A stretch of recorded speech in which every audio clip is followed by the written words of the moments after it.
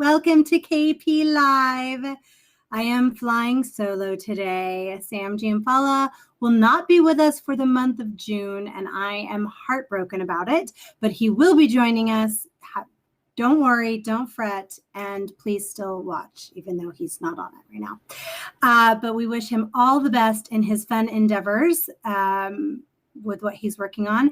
And going right into that, you can catch his show currently airing right now on our Can't Win Players YouTube, the virtual play called The Test. If you haven't seen it, check it out. It is just delightful, and I love it.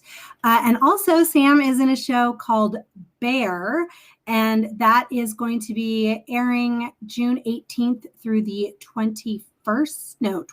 Ooh, I don't want to lead you astray. You only have until the 20th. So I'm going to put that link in our little chat so you can see that.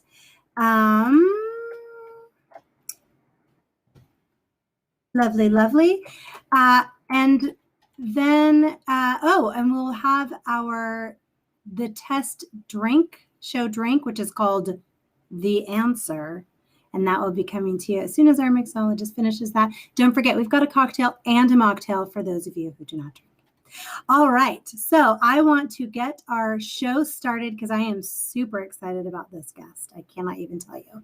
So I always like to start our show with acknowledgement of the lands that we're on. And as you know, I am in Southern California on the ancestral lands of the Tongva people. And my guest is currently in Miami, Oklahoma, and he is on the ancestral lands of the Quapaw tribe.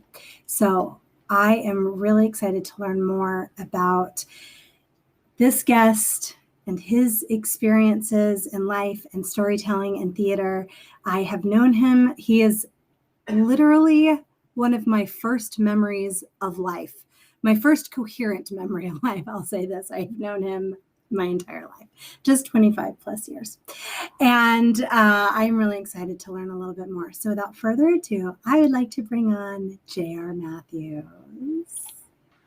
Hi, JR. Hi, Sam. How are you? I'm great, thank you. How are you? I'm good. Thanks for asking. Thank you so much for being on the show today. This is a real treat for me. My pleasure. Tell your mom I said hi. I will, of course. I'm sure she's watching. If not, she will be very shortly. So I first met you. You were the artistic director of the American Indian Theater Company and responsible for the very first show I ever did at the age of 3. So, but I don't know a lot about your history and where you're from and how you got into theater. So would you give us a little Reader's Digest version of you? Oh, man. I started in high school with a guy named Fred Holt. He was my speech teacher, and he's the one that got me started, interested in theatrical productions. And so I went to NEO, A&M Junior College, where I played football, and I was in theater. And so in the theater, we did a lot of stuff. And one of my best teachers was Gerald Graham, like we called him Big G. And we did all kinds of stuff. And the theater that we did was amazing stuff. And from there, I went to Oklahoma State, majored in theater.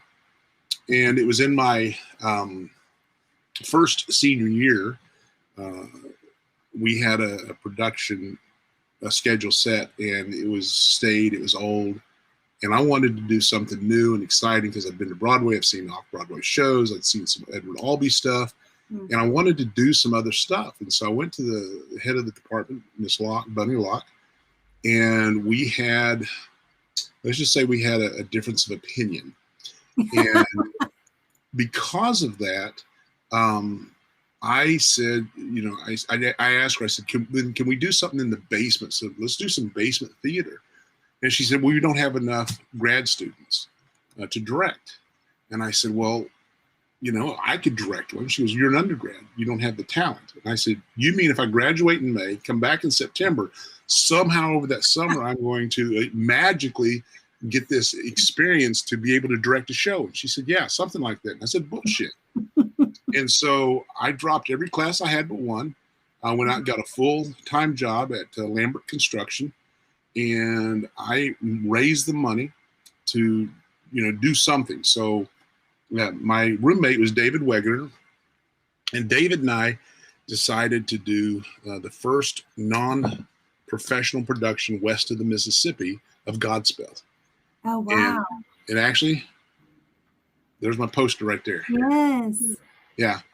And so on Godspell, I had to get the rights to it. Well, now this is in 1975, and my royalty rights was $375 a day, which is like $1,500 a day from now.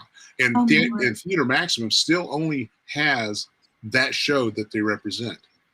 And so, remember back then we didn't have cell phones, we didn't have iPads, we didn't have computers, so I had to look up everything online. I mean, not online, but through the newspaper. So I contacted Theater Maximum. I got a contract. Wow. They sent it to me, and we came back in the fall, and I got the Residence Halls Association to be my on-campus sponsor, because you had to have one if you're going to do it on the theater. So I did it in the concert hall, which is in the same building in the Saratine as the theater, because I wanted to compete with them. And so it was 1,000 seats hall that we had, and we were going to do 4 performances. So I had to direct, I had to produce, I had to choreograph, I had to get the libretto. We had to do everything, including ticket sales and posters. And so what happened was I actually learned more about a production by doing it that way than anything I ever learned in the academic world, because they never teach you in the classes, what it takes to actually put on a production. They give you certain bits and pieces, but the nuts and bolts to do it are not there. And so we did it. We sold out 4 shows in less than 48 hours, because we really promoted it and got it out. People were excited about it. And I have a train in the background, by the way. So we sold out the show. It was one of the most moving experiences I ever had in my life. The guy that played Jesus, his name is Bob Hendricks, and he was 6'7". Randy Whitten played Judas, and he was 5'7". Oh, so wow. I had this, enormous difference in these 2 guys, but they were so talented and so good. And Jodie Furness came in, and she took care of all the choreography, and Kathy Hill did all the vocals and music arrangements for us. And, I had a band, and we had all of this stuff. Well, I knew that we had done well, but when we finished the show, the very first night on the Thursday night, we all go out into the lobby, and normally you're going to meet and greet the people that come out and say, thank you for coming and all this kind of stuff. But no one left the theater, and all the actors looked at me and go, "What are we going to do?" Oh, wow. I said, "Well, let's go out and do Day by Day one more time as a reprise." So I come up into the vomitorium, and when I did, people saw me, started applauding again. And I get a hold of the music director, and I say, "Day by Day one more time." He goes, "Okay." Well, he starts. We're a couple of beats off when we first come out. So we all go out, and we're all in the aisles. We're singing. Clyde is up on the chairs, and people are dancing and stuff. And the year before, I had been in New York and saw Hair, and they had invited the people up on the stage after the production. So people would go up and meet with the cast and everything. So I'm down in the stairwell, and I walk up on stage. Well, as I did, I just reach out and grab the 2 people that were in the front row next to me, their hands, and pull them up on stage. And that opened the floodgates. Everyone came on stage. I mean, I had hundreds of people on the stage. We closed. We were supposed to be out of there at 10 o'clock. No one left the theater until midnight. Oh, my goodness. People were still milling around and talking, wanting to talk to the cast and everyone else. And I knew it was a good show, but I didn't know the impact it had on people until Sunday. My brother, who was 5 years younger than me, came to the show, never liked the stuff I did or saw much stuff that I did. And so when he comes to the show on Sunday afterwards, he comes up to me with tears in his eyes, and he goes, "That's the most beautiful thing I've ever seen." And so it touched my heart. It was just amazing. And I've never had that full of an experience like that. But what it did was it taught me so much about theater, about live performances, and how to connect to the audience. That's one of the things I truly, truly love about live theater is that immediate connection. And so right after that, I got the job as an actor in the Trail of Tears over in Tahlequah's Shalagi. Mm-hmm. So I played Stan Wadey. We did the show that summer, and then this is 1976, the bicentennial year. And towards the end of the run, Jay Whitecrow, my cousin, and Bob Hicks came to me and said they were going to do The Ecstasy of Rita Joe. And they wanted me to come over and to be the first artistic director, technical director for them. And I said, okay. So I agreed, and I went to Tulsa. David happened to get a job in Broken Arrow, so I moved back in with him. So we were roommates again, and I started working. Well, the American Indian Theater Company, this is one of the first shows they did as the AITCO. And so they gave me a total budget of $500 for set and lights. Wow. So I spent almost all of that just building the set, because we were at the Home Builders Association. I don't know if you remember what that is in Tulsa, but it's just a big hall. Yeah. There is no stage. There's nothing there. And so I had to create it. So I had to build some wings, and then I built a set that was all open and everything else. The lights, though, were the most difficult part. Ed West, he had a company called Studio West back then. And Studio West was an amazing place. If you wanted lights, you had to go to him. And so I went in and I visited with him, and I said, this is what I'm needing. So I gave him a list of all the lights, cable, and everything I needed, 2-scene preset board. And he said it would be almost $700. Oh. And I said, well, is there any way you can donate it? He said, no. He said, I can't. I said, is there any way I could work it off? And he said, well, let me see what you got. And so he put me back in the back, and where all of his lights and all of his instruments were. And I went back and I started cleaning up. And so he had hired me for a day to see what I could do. Well, I took the lighting instruments and I started taking them apart, cleaning them, putting them back together, readjusting them, hanging them back up, because it was such a mess back there.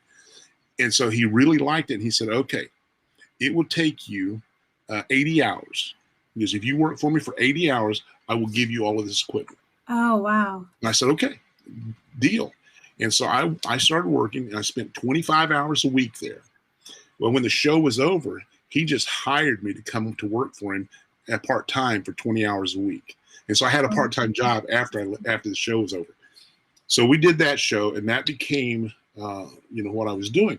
So I decided then I was moving to California, and I went out to LA and started auditioning and started doing stuff. The problem is, as you probably are aware, that most actors are not really big. Well, when you have someone that's over 6'3", 245 pounds, 235 pounds, I swallow up the screen. And so I had great auditions, and I had a lot of callbacks, but when they would put me in scenes with, other actors, there was no way they would hire me. So I lost a lot of jobs to a lot of smaller people. And so it got kind of frustrating, but I did get a lot of callbacks. I got an agent, Rosine White, out of LA. And I decided that I was more interested in creating our voice. And I wanted to have it from our own people. So I talked with Jay, because the American Indian Theater Company did a couple of shows. I went back and did The Great Turtle Migration for them as an actor, and they did a couple of other shows, but they didn't do seasons. And so in 1979, I got to talking with Jay, and so I came back to Tulsa, and I met with a guy at the Osage OJTP program, on-job training program, and they agreed to give me a job because I was living with John Danner up in Osage County. So they agreed to put me on the OJTP program and pay me, I think I got $7 an hour to work for the theater company if they would sign a contract with them. So Jay, being the president of the company, did. And so that's how I became the artistic director. So I was paid through the OJTP program, and we had to do fundraising. So we had to do everything. but we created a season. So we sat down and we did the first show, which was at the Sweet Gum Bridge, and then we did some other shows up in the at AITCO, I mean at Taikata. But that's where it started and began, because I wanted to train our native people, you know, how to move on stage, how to vocalize, how to do all kinds of stuff. And it did, it worked. And we trained, and you're a testament to part of that, as is your mother and Wes Studi and Mark Abbott and Kyle Kelly, and the list goes on. 14 people from AITCO went on to work professionally at some point in the business. And so, I mean, you start listing all the people that were in there. Yeah. And it all came from our company of actors and everyone. And I always tried to push people to go beyond their limits. So I put people in this, you know, Vernis Sherrod Montoya, I think's her name, never directed. And I pushed her and I said, well, you're going to direct a show. Okay. And so I just, you know, I would push people out of their comfort zones, because that's what you have to do. Yeah. And so from there, I went on, and we got in a fight with the American Indian Theater Company, but, you know, we produced Black Elk Speaks. Yeah. Now, and then it took me almost 2.5 years to get Black Elk up on the boards, but that had David Carradine, Will Sampson, Wes Studi, you know, and all these people. We sold 25,000 tickets in 24 hours. This is before Ticketmaster. This is before anyone else, before, you know, phone calls or anything else. This was literally, you had to walk in and buy it at the ticket office or make a phone call. Wow. Yeah. So we sold Black Elk out in 5 days. Wow. And, you know, it was a phenomenal success. We actually added a 6th performance because of that. But we had equity contracts. You know, we helped a lot of people do a lot of things. And it was after that that we had creative differences. I got in a fight with the board because I wanted to continue on and do more things. They didn't want to go out and spend the money and fundraise because we really didn't make any money on Black Elk for a number of reasons. But they just weren't interested in moving on. So I left, and pretty much AITCO no longer, they did a few shows after I left, but not many. Yeah. They became more of an art exposition and some others. I don't know. But when I left, I went back out to LA, did some stuff. I helped with the US Festival. So I've done a lot of things, but I also met my wife in 1980, as 79, 80, when we were doing our first shows. And we've been married ever since.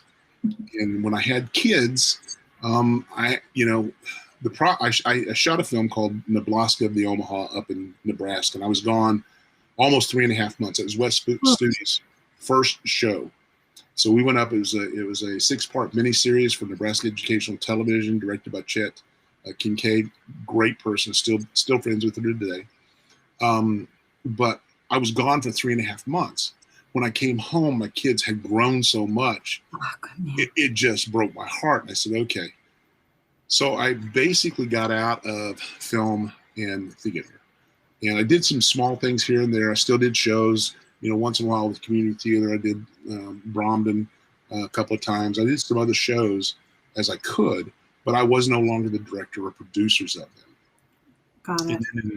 And then I started writing again in the late in 2006 or 2007. I started writing some stuff. And it was in 2011 I started writing Feathers, the show that they did tonight. And I told the story on there, but there was a line in there where I talk about, you know, your child going before you, and how you know, no one wants to see that. You know, that's absolutely the worst thing that can ever happen to someone. And I wrote that. I stopped writing that night on that line, and then I went to bed at midnight. At 5:30, I get the call, or I get the knock on the door from the police that Seneca had been killed in a car wreck. And so I put the play down. I couldn't write again. It wasn't until 6 or 7 years later I found a book called My Father. It was a thing that he wrote in. And he put in there that he had wished he had seen some of the stuff I did when I was young. And so it gave me an impetus to start back. And so I started writing short films because, you know, I love film. and the first one was Fancy Dancer. It was a story that I had written. I was also the touring manager for Tulsa Ballet Theater for a long time. When I played football from Virginia Lee, I took ballet classes because it made you stronger as a ball player. And so I had an affinity to ballet. I love ballet and I love opera, you know. And so I was the tour manager, and we used to go around. Well, she and I got to talking, and I said, you know, I wonder what it would be like to have a fancy dancer that's also a ballet dancer. Because the turns would be different, the head turn, the leg, you know, everything about them. And she said, that's really interesting. You know, that would be hard because the feathers would be, you know, pulling against you and everything. So I wrote a play, and this was almost 40 years ago that I started writing it. And 5.5 years ago, I had it out. I've had other people option it and look at it and stuff, but I could never turn it loose because I didn't think anyone could do it justice. So my nephew, Stephen, and I started putting it together as a feature, and then we decided to do it as a short film. And so I raised enough money, and we put together a team, and we shot the film in 3 days. And it went on to win a lot of awards. People really loved it. It was a ballet dancer who dances, goes on and does everything. And from there, we did a couple of others. We've done Running on Indian Time. We did Say and Day, which was the cowboy show that we just got finished here last year. And then now we're doing another one, a revamp of how Running on Indian Time, which, you know, we did with American Indian Theater Company. Started in 1979. I wrote my first rap song in 1980. Chris Columbus. So we're doing that one again, taking parts of it and shooting new stuff. And it's called How the West Wasn't Won, O-N-E. So that's pretty much where I've been, where I've done, and caught you up. I'm so many things now with my adult brain are now making more sense. Because, you know, hearing about your life as a child, I'm just experiencing things and not processing any kind of order. And so it all makes sense. And one of the themes we find a lot here on KP Live when people talk about their history with theater and art is that it is such a part of like a passion and who they are. And there's always a return. So even when people leave it for a while, there's always a time when it comes back, and I don't think it ever really leaves us. Before we go on, I wanted to say that Graciela Valderrama does say hello. And she says, right after Rita Joe, she met Alta Yahola and got involved with the American Indian Theater Company, and that you did the best shows and you are a fabulous director. And she also says that she learned a lot at American Indian Theater Company, and I did too. And as you're talking about the educational programs, I mean, that's what I remember. And now I'm going, oh, that's what was going on. Because I just was in class and painting and, you know, learning dance and everything. Do you feel that education is a huge part of theater and is like necessary in both ways, like people being educated in theater, and then also is it a part of building a theater? Oh, absolutely. Remember, I come from an education family. My mother's an educator. My wife is an educator. You know, my niece is an educator. So I have lots of people, you know, in education. And that's the one thing we push for whenever, you know, I was chairman of the Quapaw tribe also and vice chairman too. And one of the things we always push for was more money for education because, you know, education is the one thing that no one can take from you. They can take your home, they can take your cars, they can take your possessions. They can't take your education. That's and right. So it's so important that you get as much knowledge as you possibly can have and experience as much things as you can in life. Yeah. You know, one of the things that we explore for me, this was something that I was taught from Jay, and you remember Jay. Of course. So one of the things he said to me was, you know, in the native way, we think differently than the non-natives. And he said white, but non-natives. Mm-hmm. The non-natives, and always, you know, what do they say? You know, try again, and You got to climb the ladder of success. And if at first you don't succeed, and all this kind of stuff. Well, Native people don't see it that way. Native people believe in everything you do is an experience. And so our life is more not like a ladder, but like a balloon. And everything you do, you fill that balloon. And so the bigger your balloon, the bigger your life. And so that's how we see life. Wow. Oh, I love that analogy. I also love in your show Feathers, there was a line that really struck me, which is kind of what you're talking about now. When the father asks, I think it was his daughter, to try and pick up the keys. And the message being, you either do it or you don't. Right. A la Yoda. But I think that that's so important. It's about this journey of experience and knowledge, not so much the result. I mean, obviously we're learning from the result, but it's the experience. I love the analogy of the balloon. I feel like I'm always learning from you.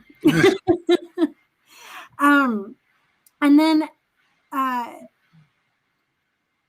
want to go back a little bit to when you were talking about going out on your own, your very first production when you did Godspell. We're huge Stephen Schwartz fans here at Kentwood as well. We just did Pippin in our season before we had to close.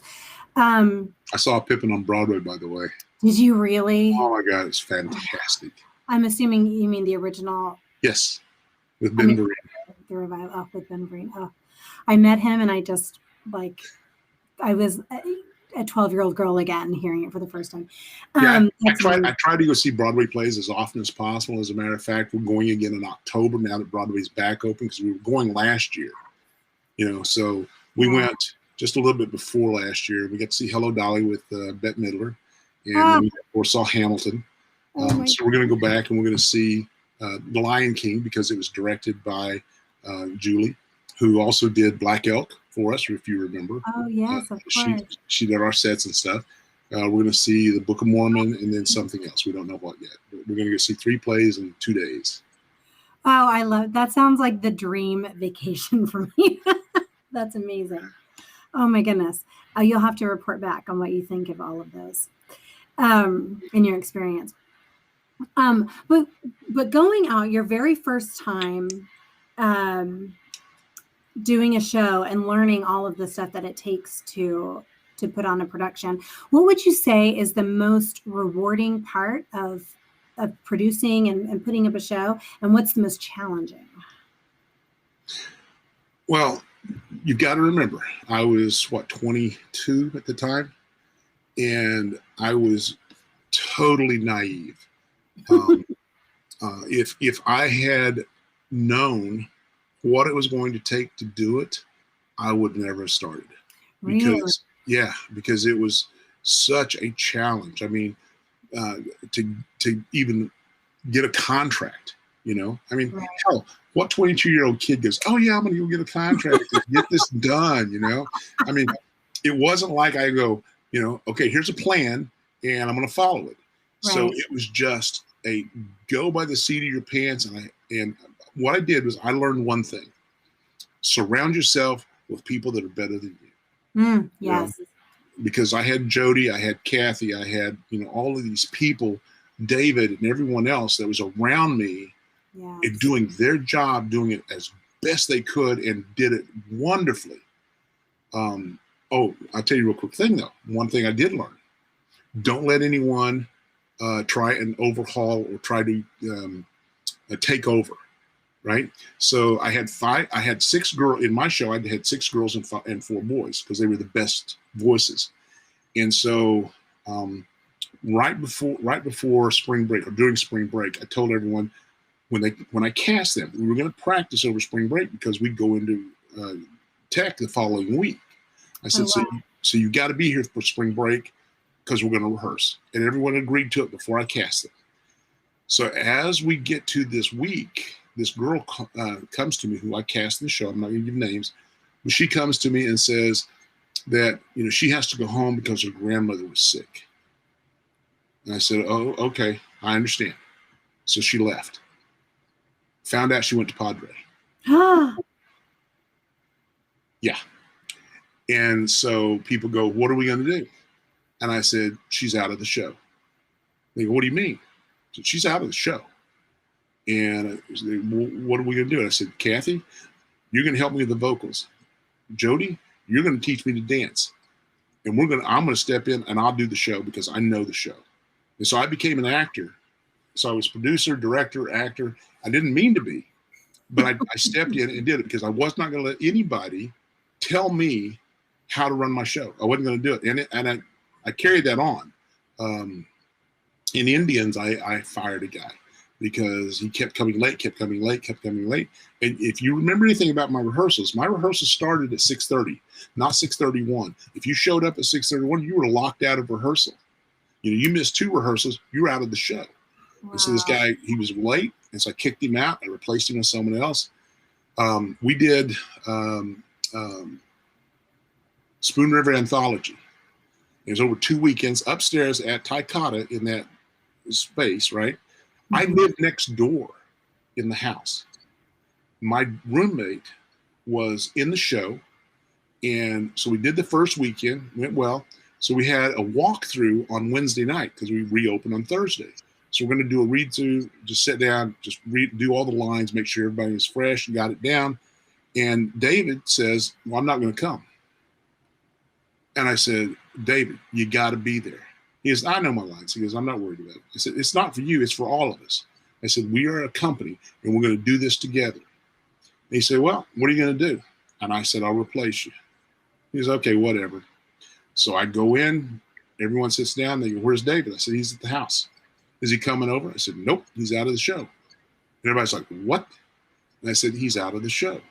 So within 24 hours, had to I had to learn all of his lines, and I went on and I did his part because I'm not going to let someone do that to me.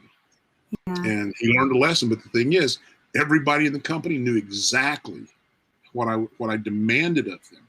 And they go, well, we're not getting paid, because I kept calling them professionals. I said, professionalism is not about being paid. It's about your attitude. Mm-hmm. It's how you approach the job. You have to be a professional to do the job, to do the work. And all my guys, all my kids, I call them, who went out and did stuff, I got feedback from casting directors and from directors and other people who worked with them because they said the people from American Indian Theater Company was always on time, always knew their lines, and was very respectful. Yeah. It's so interesting because I have lived that principle in all of my endeavors in theater and the arts and everything. And now I'm hearing you say that and I'm like, and it's all coming back. I'm like, this is where I learned all this. But it's so important. And that's one of the things I've said for a really long time about, I obviously got it from working and growing up at an American Indian Theater Company, but that professionalism isn't about a paycheck. And I've lived by that. I try to instill that in my students as well. And I think it's so important how we all, because you said it before, we're all in this together, making this as a group. We're a team, and no one person is above another. We're a company. Yeah. And I remember that even as a child during Blackout Speaks, I know a lot of people, when you say the names Will Sampson and David Carradine, it's like, breaths and huge intake of breath. And there's a lot of reverence for them and for their work.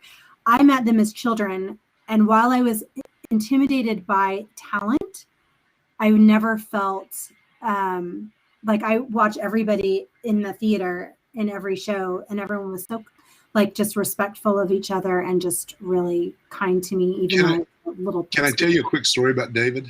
Of course. It was the first time I ever met him. Okay, so I've been dealing with Chris Sergel, who wrote the play and owned Dramatic Publishing, and we've been talking back and forth on the phone. He wanted me to come up, and he wanted me to meet David Carradine because David wanted to play Black Elk.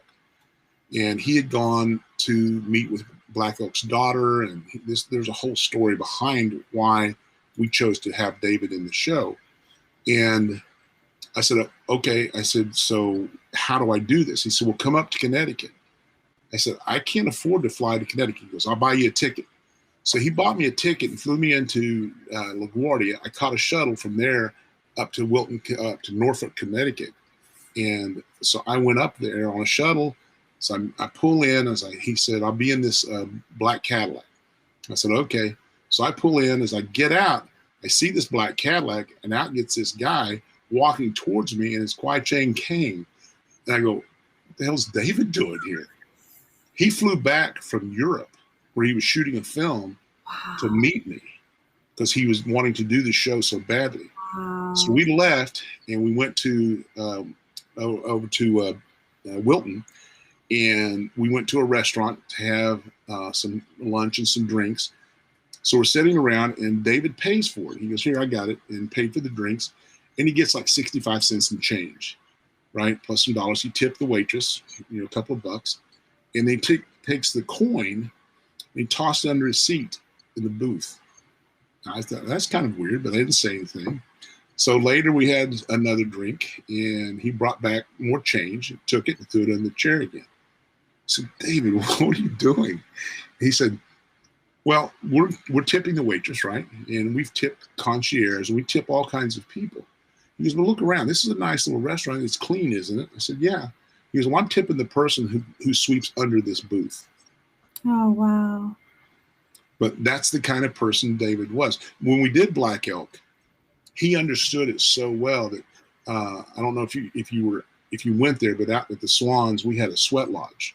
And so we went out there, and so everyone went in. Will was there, David was there, all the cast and crew, and we get in the lodge.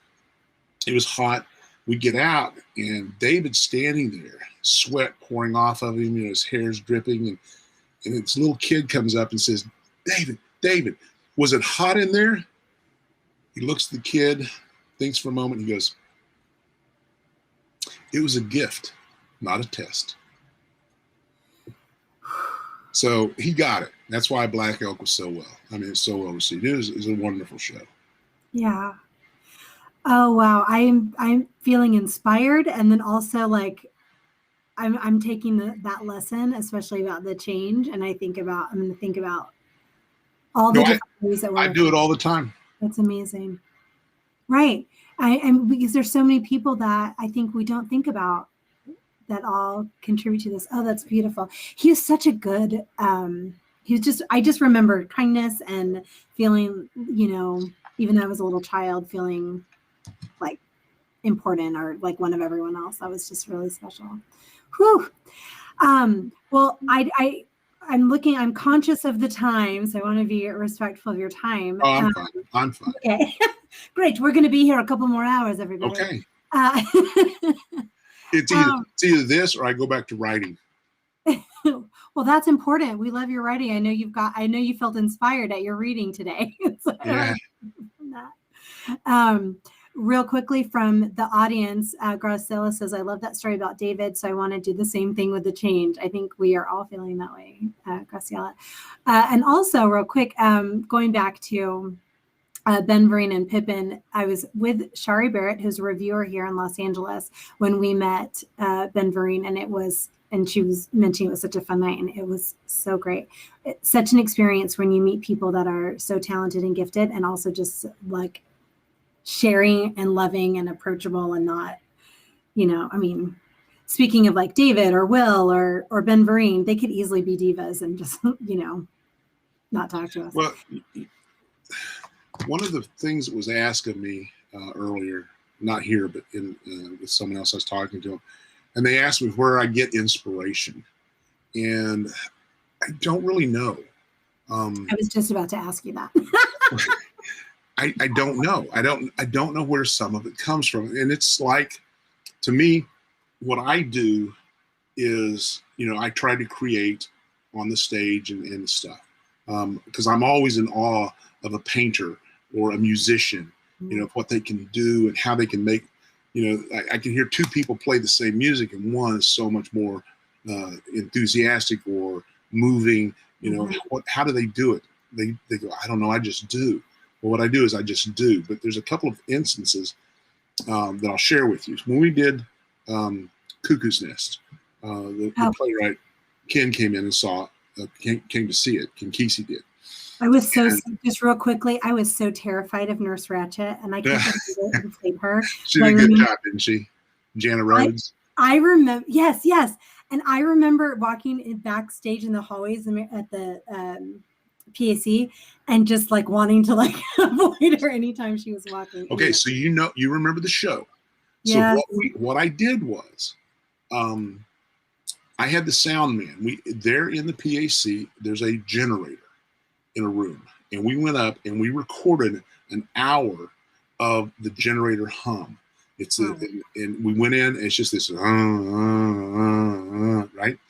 And we took that, and so at the very opening of the show, the house lights are up. When people come in, we have it cranked up as loud as we could. Yes. And people could hear it, and they're just looking around going, what's that sound? Yes. So we take house lights down, we bring stage lights up, we take the sound completely out. I had these 3 JBL speakers sitting underneath the stage, underneath the seats of the people. So they could feel it, but they didn't notice it because we didn't have it turned up. Stage lights come up, and throughout the entire show, first act, he starts cranking it up a little at a time until by the end, it was still at that same sound level as before. Then when we go to blackout at the end of the first act, everything went out. He took the sound completely out. He slowly brings up house lights, and then he popped the sound full. So it was, boom, you heard it again. The audience recognized it. Then afterwards, we do it. We brought it up all the way again. But when Bromden goes over, because it's not like the movie, but in the play, when he takes the machine and pulls it up, we had lights flashing, all this kind of stuff. We cut the sound. So it became dead silence.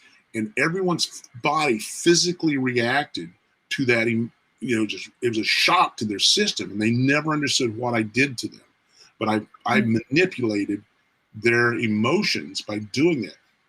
Where the hell did that come from? I have no idea why I thought about doing it or why I did it or how it came about. It's just something I did. And when Ken Kesey saw it, he said, oh my God, that was brilliant. Yeah. But I don't know where it came from. It was just, something I came up with. But there's a lot of those things that I did. Do you think that sometimes as artists and creatives, when we're directing and acting and we're getting these ideas, that's just part of our being? Absolutely. Is just that inspiration. And I think a lot of people cut themselves off to it. I don't think they'll listen to that inner voice or that inner challenge they've got going on because, they go, that's just something stupid, and you need to try it. You need to experiment. You need to be bold, Yeah. I directed An Ideal Husband a few years back, and I was kind of a similar thing in that I had no idea where this idea came from, but I was sitting there and I was like, wow, his world is coming apart, and that there's scene changes. They have to be in a different room and everything has meaning and blah, blah, blah, blah, blah. And I'm thinking about this and I just went, I want the entire the entire set to break apart and move. And I remember saying that to my set designer and he was like, you, what? And I was like, yeah, this is going to be great. I want every piece. I want it like, I don't know how you figure that out, but I want it all to like break apart, kind of swirl around him. And I'm going to have our students be the crew as footmen and maids, and they're going to move this world around them. Anyway, long story short, he figured it out, and it was brilliantly and beautiful. And they would get applauses, these, and I say kids, they were in high school, for doing they're still kids, for doing these scene changes. And it was one of those moments where it was like, where does that come from? And I think it's just creatives. And like you're saying, being open to inspiration and going with it. Absolutely. Taking chances. I love it. So I want to talk about Native voices. Today, we had the opportunity to hear your play, Feathers. And do you work with Playpen Theater, or how is that? No. Find you, or okay.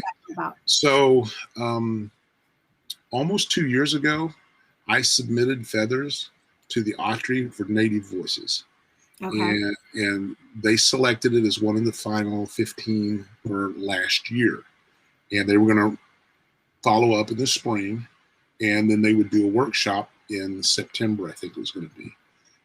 COVID happened, and nothing happened. So I just thought it was dead. I didn't worry about it. I never thought anything else about it. And, a little while back, a month and a half ago, 2 months ago, whatever it was, Delana Studi got a hold of me, and she didn't realize that Wes and I had worked all those years ago together. She didn't realize I was the same J.R. Mathews. And so she got a hold of me and said that they would like to workshop it, but it would have to be virtual. And would I be open to that? I said, sure.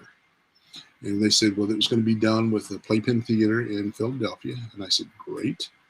And so that's kind of where it started. And it was actually the first time I've ever worked with the dramaturge. Oh, interesting. Yeah. And it was an eye-opening experience. It was wonderful. It was threatening. It was creative. It was challenging. I mean, I can give you so many words because we would finish rehearsals, and I'd be taking notes throughout rehearsal, and then I would start rewriting. And rehearsal would be over at 2 or 3 o'clock in the afternoon, and I would finish a rewrite by 11 o'clock at night. And I would send it back out to the stage manager and everyone else, and they would send it out for new rewrites, and we'd go. The play has changed dramatically from what I wrote 10 years ago. It's a totally different play. It's a different play than what I started 3 months ago. Wow. What was inspiring these changes? Was it just hearing it with these actors, or? No, it was my dramaturge. She was asking some really hard questions. Wow. You know, things like, okay, originally, if you remember Stephen is the one that comes back estranged from 12 years. Right. And the father saying, you know, he stole the money out of the comic can. He wanted to know why. And so they were questioning, why did he steal the money? He comes back and apologizes, but he never gives a reason and says what it was. And so I had to go back and examine that and look at it and give that answer so that I didn't leave them hanging as to, you know, that question. Because if you leave a question like that with the audience, that's what they're going to think about. Yeah, and they're not going to follow the rest of the show. So you have to get that answer. But more than that, very first day, after the very first read through, Blossom looked at me and said, "Okay, the mom's dead, been dead for 30 years. The kids, were raised on their own. Dad wasn't around, so that's the problem. So who was the mother?" And I said, well, it would be Kelly because she was the oldest. And she goes, well, where is that reflected in the script? I said, she doesn't have a motherly attitude. She doesn't take care of him. So there's nothing in it. So all of those lines, all those references, all that stuff about mother, mommy, all that stuff was not in the script at all. So I had to go back. I had to re-examine it and rewrite all of that stuff. Wow. Will actually didn't come in until about 2/3 of the way through the first act. The brother. Yeah. The first one on stage now besides Dave, because he's the one that challenges his brother on all of these things. And none of that was there before because someone had to put him in his place. Only an older brother could do that. And so I had to rewrite all. So in the last week that we've been doing this, I mean, literally, it's been a week. It's gone through 5 rewrites in that amount of time, and totally different rewrite. I mean, just totally different stuff. Amazing. Not just here and there. I mean, it was major stuff that we rewrote. Yeah. Oh, wow. It's so interesting to hear like what goes into workshopping and coming up with a piece, because so often as theater goers and even as performers, if we're not working on the original piece, we're just working with the finished product. Right. So that's really interesting to hear. And how are your actors responding, getting last minute changes or whatever? They were good. I mean, they were really, really committed to making this the best thing. And from the first read to what they did today was so different. If we could have been in live, it would have been even better. But they did such an amazing job. The girl taking on a Southern accent, and that's not her real accent. No, not at all. Because she sounded like she was straight from Oklahoma, and that's I know. Wow, she did a fantastic job, and coming up with all of their props and just the stuff. Zoom is so hard, or whatever platform they're on is so hard. But them, because they had to have control of their mic and their camera and clicking off and on, they only had one practice for that. Rihanna on Friday walked through the tech and said, okay, your camera goes off here, you come back in here, you mute here. And so they were having to take notes the entire time. We never really got to run through it. And so today when they did it, they did a phenomenal job. They really did, because I didn't notice any flub ups or anything. Oh, there was a couple, but I mean, yeah. Not noticeable. Yeah. Well, the one time he goes, Stephen, I know you're really trying to talk to me. I did hear, I was going to say, well, hold on. There's one. It is interesting. I think a lot of us have done Zoom theater, as we're calling it. And it is, as an actor, you're taking on all these other responsibilities and trying to stay authentic and in the moment. It is an interesting challenge all on its own. Oh, yeah. I wanted to say we got a comment from the gallery. Graciela says, I can see the confusion of Christian tradition and Native tradition. Personally, I found a way to combine both. And obviously, everyone knows that Graciela is my mother.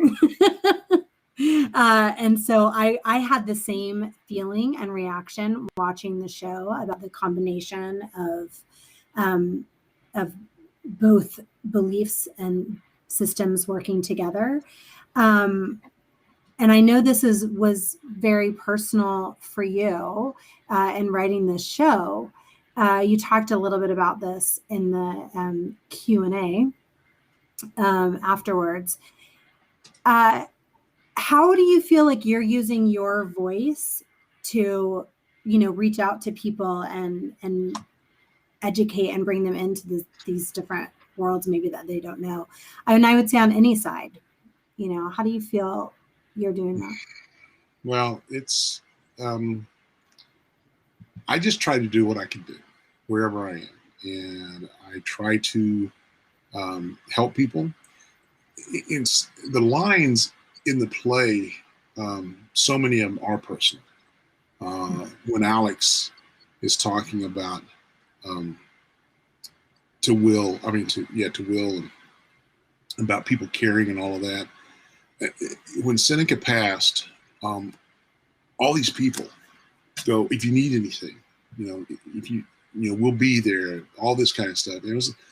So Beth had a run on her hose, and she goes, can someone run to Walmart and get me a pair of hose? No one said, sure, I'll do it. They all just, oh, well, and they just got looked around. Yeah. So that's where that came from. And then afterwards, people say, oh, I'm going to come see you. I'm not going to forget, we're here for you, blah, blah, blah, all this stuff, on and on and on. Within a week after his passing, we're still hurting. We were in just devastated times, and people didn't call anymore. People didn't come by. They didn't check on us. So we were left alone. And just my mom, my sister, and my immediate family, they did. But these so-called friends that you have, they didn't do it. I had a couple. I'm not going to say I didn't, but all of these ones that want to, show off, Yeah. Well, it's saying the right thing in the moment. Yeah. The one that just really irked me was I'm standing there, and we're in the living room, his body's in state, and this girl comes up to me and gives me a hug and says, I am so sorry. She goes, I lost my dog a couple of months ago, and I know how you feel. And I wanted to look at her, and I wanted to hit her. Because no, you don't. I lost my son. You lost an animal. Yeah. There's no comparison. No. Losing a child, it puts a hole in your heart that cannot be filled. Ever. Yeah.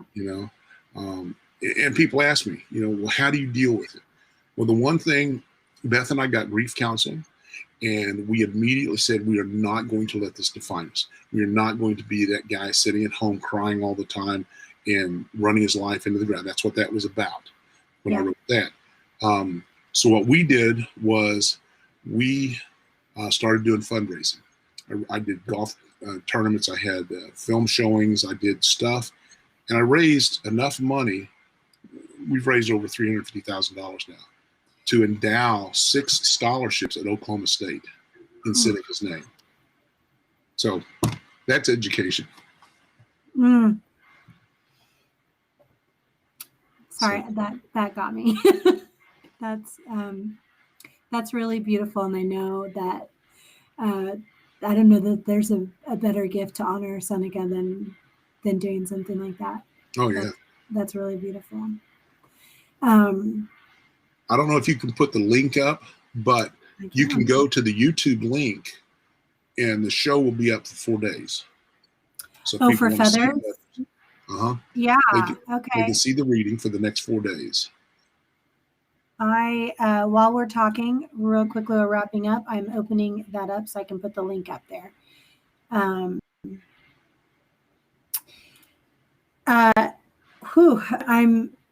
having a little bit of a time, because I'll tell you, one thing I think that is so beautiful about theater is that we develop a theater family and a bond that is just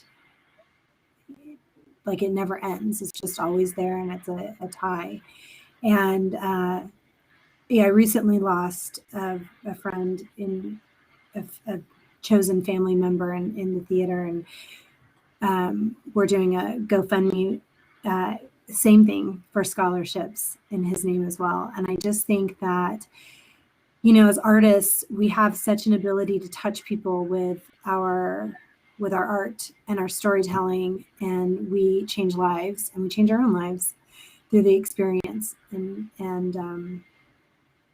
anyway, it just really got me. So while I'm finding this link, can you talk to me a little bit about the importance of Native voices? And Playpen today talked about this mission of hearing storytellers from the people, the original peoples of this land, and the different stories and storytelling, and how we can support that. Native voices is probably one of the most important ones out there for us. I've known about them for quite some time. I've had several friends, Aragon Starr and Diane Clancy, Vicki Mooney. They've all had shows workshop there and done there.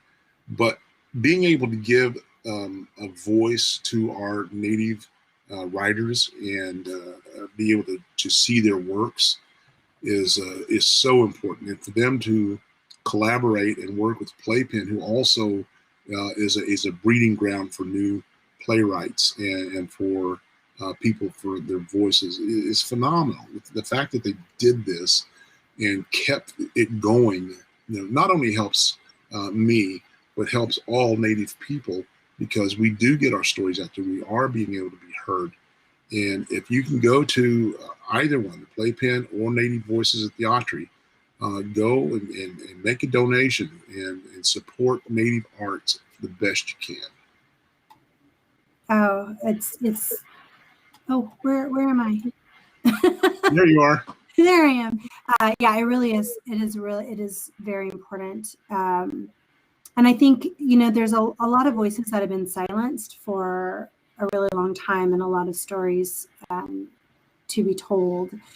There are a lot of things that I feel, I just make an assumption that people know history and know about what's going on, because I do. So I think obviously they have learned it. But then I start discovering that there's so many people that have been silenced over all these years, and it's really important that we. Well, and just remember that we don't always hear true history. That's right. We hear the winner's version, and we call it twistery. It's twisted history. Yes, yes. Oh, for sure. Oh my goodness. Well, JR, I'm going to wrap up here. Thank you so much. Before I let you go, however, we have our favorite questions that we like to ask our guests. And we want to hear a favorite theater memory that you might have, or just a really, if I don't want to make you, like have to choose a favorite, because I know there's going to be a bajillion, but a memorable theater experience, and then craziest debacle in the theater. Can be something going awry during a show, or a show that went awry. You don't have to name names, but we are here. Oh no, I'm gonna give you a name on the second one. Okay, so hang on for that one. We're hanging. One of my favorite memories has to be, of course, Godspell. Just the entire production, standing on that stage, singing and seeing all these people, and being able to go to see Bunny afterwards, and basically thumb my nose at her. But I did tell her, thank you for doing that, because by pissing me off and doing that forced me to become the person that I am now. Yeah. And so I do owe her that. So that would have to be my favorite memory. The biggest debacle, we did a show. I'm not going to give the name of it. I don't want to embarrass anybody. But my lead actress, we didn't know back in the early 80s what dementia was, early onset dementia or Alzheimer's, and she had it. And so she would forget her lines, and we were too far in to replace her. So we established a phone on the set, and my stage manager sat in the booth. So when she would fall off script, he would just call her, and she'd go, "Oh, hang on." She'd pick up the phone, she goes, "Hello?" And he'd go, "You're off script again. Here's your line." And we'd give her the line. She'd go, "Okay, thank you. Bye." And she would come back and start giving her new lines. So the last performance, I just threw up my hands. I said, "Fine, do whatever you want." And they went crazy. They put Vaseline on the doorknobs. They couldn't open the doors to get through them. They made fry bread that was so hard it was like a rock. In the bottom of the pan for one of the actors, they put a picture from a Playboy or a Playboy girl of a guy, and he's in the bottom. She looks at it, and she just starts looking at it, starts dropping beans in one time instead of pushing the whole thing in. On and on and on. But it was your grandmother, right, who was in the show. She has to crawl under the table, underneath the coffee table, and get under there. So one of the crew people, a girl in the crew, took a dildo. Oh no. And stapled it to the underside of the table because her head was going to be right there. Now, if you remember what she used to do, she used to wear the most bright red lipstick. Yes. When we struck the set and they pulled it out, there was lipstick all around. So there you go.